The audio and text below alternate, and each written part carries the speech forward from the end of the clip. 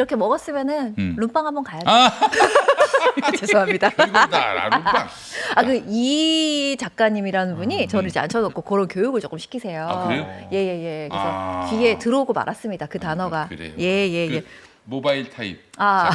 이제 자꾸 이동하는 그분 계시잖아요. 예.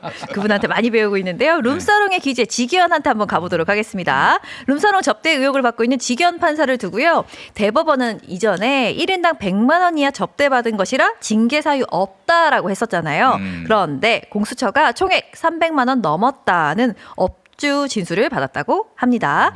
한 번에 술자리에서 300만 원 도대체 어떻게 마시는 건지 모르겠지만 그것도 놀랍습니다. 그러나 지기현 이제 어떡합니까? 1인당 100만 원 넘었는데요. 어떻게?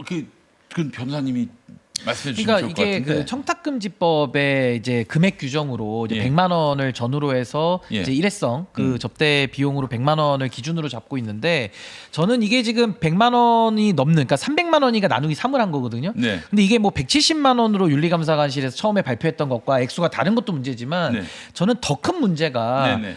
이거 청탁금지법으로 볼 사안이 아니다. 그럼요. 그러니까 쉽게 말해서 청탁금지법과 일반 형법상의 뇌물의 차이점은 형법상에서는 직무 관련성과 대가성까지 보는 거고 그렇지. 청탁금지법은 직무 관련성만을 놓고 이제 금액을 가지고서 이제 통제를 하는 건데 이 사안은 제가 볼 때는 명백하게 이건 뇌물 사안입니다. 제가 볼 때는 그래서 부패 범죄로 봐서 이거는 지기현과 아까 저 사진에 나온 그 두 명의 남자들 있잖아요. 네네. 그러니까 접대를 한 측 예. 그쪽까지 이거는 당연히 뇌물 공여자로 수사를 해야 되는데 지금 뭐 뇌물에 대한 수사는커녕 뭐 청탁금지법 차원에서 논의하고 있는 것도 참 문제고 더 심각한 문제는 법원에 윤리감사관실은 말 그대로 윤리감사를 하는 곳이거든요. 그렇죠. 네. 근데 여기서 지금 법을 운운하면서 지기현을 봐주기 위한 이런 솜방망이 처신을 하고 있다라는 게 이게 정말 대한민국 사법부가 어디로 가고 있냐 정말 근본적인 문제를 느끼지 않을 수 없는 아주 저는 심각한 사안이다라고 봅니다. 아니 저기 앉아 있는 모자이크 두 남자 지규현 옆에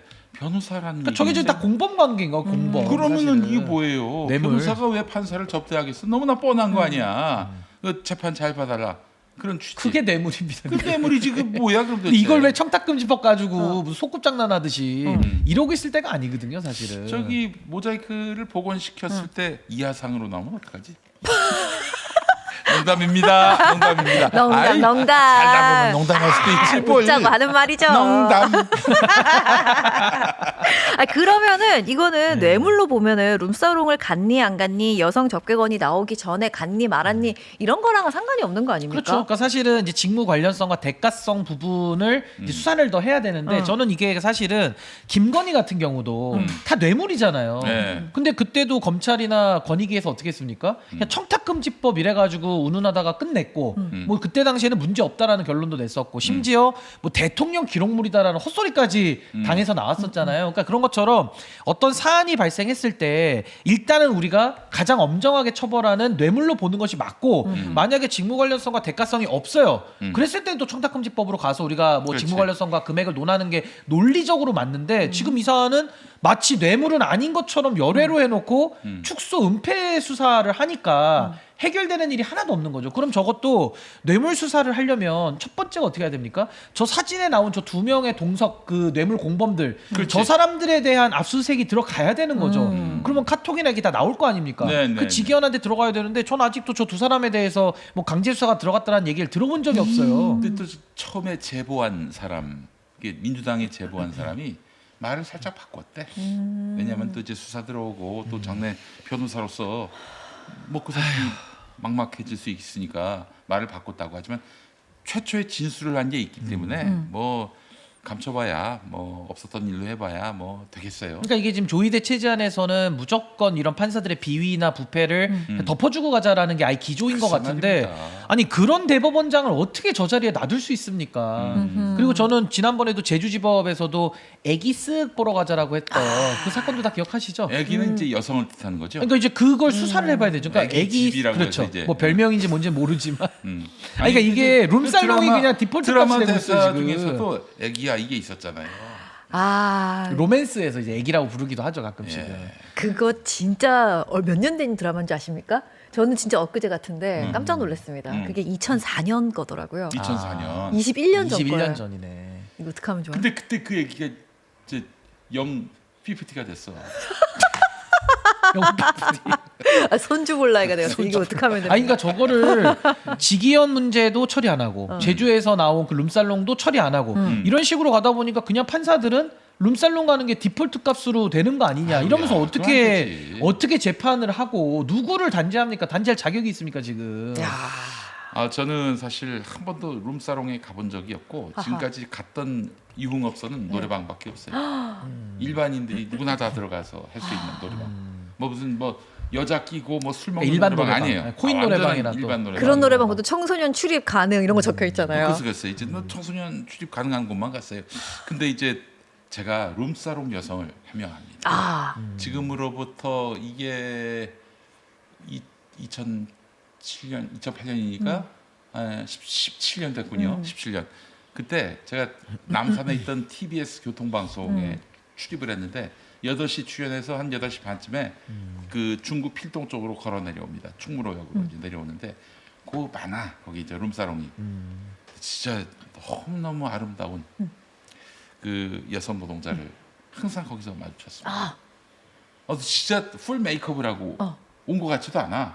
그때 아직 메이크업 타기도 전에 왔는데 내 마음을 설레게 만들어서 아하. 정말 매일 그 지역으로 출근 도장 찍듯이 지나갔습니다. 그 지나간 게 끝인가요? 근데 그 여자분이 뭐 나를 그냥 뭐 번쩍만쩍해서 나도 고객으로 한번 들어가서 좀 자세히 만나고 그런 생각을 가끔 한 적이 있었어요.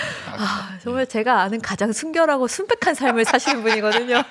근데 이렇게 많은 이들에게 사탄 소리를 듣는 게 너무 잠옷 억울합니다. 그래서 이제 혼전 순결은 말할 것도 없고 예. 혼후 순결. 아, 또 눈물 나는 이야기를. 눈물 납니다. 아, 예. 방송하기 힘들게 눈물이. 아니 근데 지금 이 사람들은 판사잖아요. 판사. 현직 판사고 이런 식의 접대를 받고 우리가 뇌물에서 말하는 이익이라는 거는 모든 유무형의 이익을 다 포함하거든요. 그럼요. 그러니까 소위 말해 성접대 이것도 다 뇌물이에요. 그러니까 돈을 안 받더라도 그거를 법률 용어로 금품이라고도 합니까? 다 금품이고 다 뇌물입니다. 그게 또 금품이 사실은. 되는 거예요? 그렇죠. 예, 유무형의 이익으로 규정을 하고 있기 때문에 지금 이게 저는 대한민국 사법부 맞나 싶고 이렇게 해서 정말 사법부의 신뢰가 땅에 떨어지는 이 상황을 도대체 어떻게 복원할 수 있겠느냐. 아, 근데 그 걱정이 듭니다, 사법부 진짜. 신뢰가 떨어지게 된 게 여러 가지가 있지만 그 윤석열이가 한번 지기현이가 계산을 자기 마음대로 해서 나왔던 그 순간 또 땅에 떨어지지 않았습니까? 그래서 또 많은 분들이 지금 너무 불안해하는 부분이 있는데요. 윤석열 구속기간 만료일이 내년 1월 18일입니다. 구속기간 끝나기 전에 1심 선고가 나올 가능성은 이제 사라졌다고 볼 수 있겠는데요.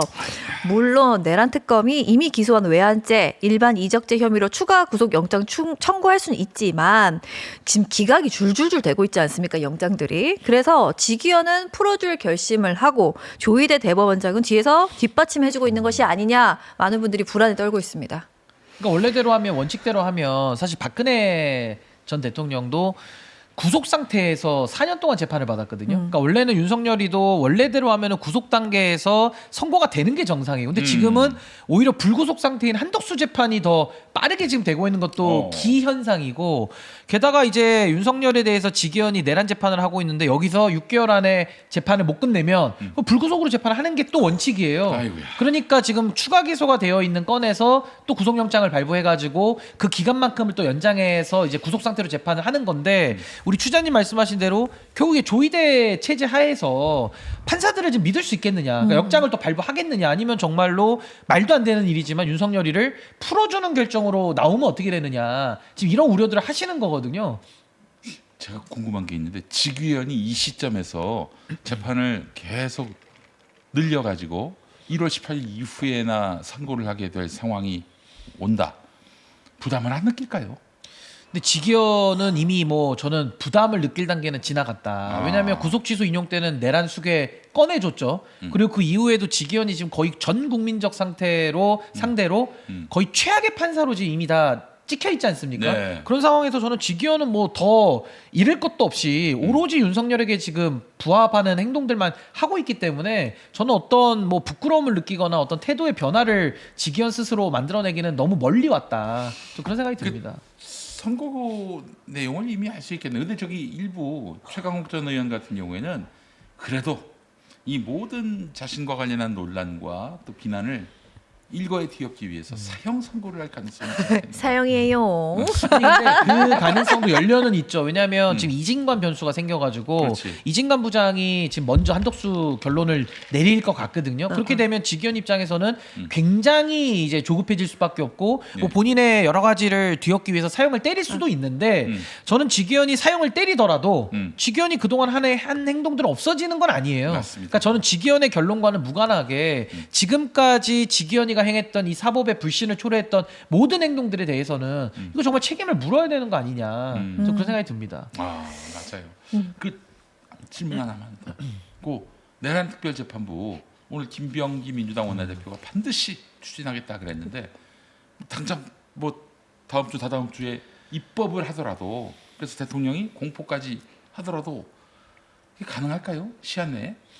그러니까 저는 이제 내란 특별재판부 얘기 나오면은 참 난감한 게 이게 진작에 좀 할 수 있었던 기회들이 너무 많이 있었는데 그 동안에 해야 될 일을 하지 않은 문제를 하나 먼저 짚어야 될 것 같고 또 하나는 이미 대통령께서는 100일 기자회견 때 내란 특별재판부가 왜 위헌이냐라고 반문을 하면서 결국 그 정당성에 대해서는 이미 입장을 밝히셨거든요. 네. 근데 그런 상황에서 지금까지도 민주당에서 입법을 하지 않고 있고 그걸 또 대통령께 공을 넘겨서 어떤 협의가 더 필요하다라는 그런 태도를 보이는 것은 그럼 또 언제 협의하고 언제 만들어서 언제 공포하고 언제 만듭니까? 이 내란 특별재판부가 만든다고 해서 바로 가동되는 게 아니라 법도 공포해야 되지만은 또 그 사이에 추천위원회 만들어가지고 내란 특판도 뽑아야 되고 그 절차들이 있는 거거든요. 그러니까 전 이런 것들을 생각할 때 또 지방선거 국면이 또 끼어 있고 이래서 그렇지. 저는 과연 내란 특별재판부도 도입할까라는 저는 근본적인 의문이 지금 있는 상태라 이게 지금 민주당에서 많은 부분에 있어서는 좀 실기를 한 거 아니냐 또 이런 생각도 들고 무엇보다 저는 내란 특별재판부도 하는 거지만은 더 중요한 거는 조희대와 직위원이라고 하는 이 특정된 이 판사들의 그동안의 이 사법의 신뢰를 깎아먹는 그 행동에 대해서 지금 책임 묻는 것도 국회가 안 하고 있거든요. 그러니까 지금 아무것도 지금 되고 있지 않은 상황 이런 것들이 이 사법부의 오히려 그 오만함을 더 부추기면서 국민적 걱정을 더 자아내고 있는 거 아니냐 저 그런 생각이 듭니다.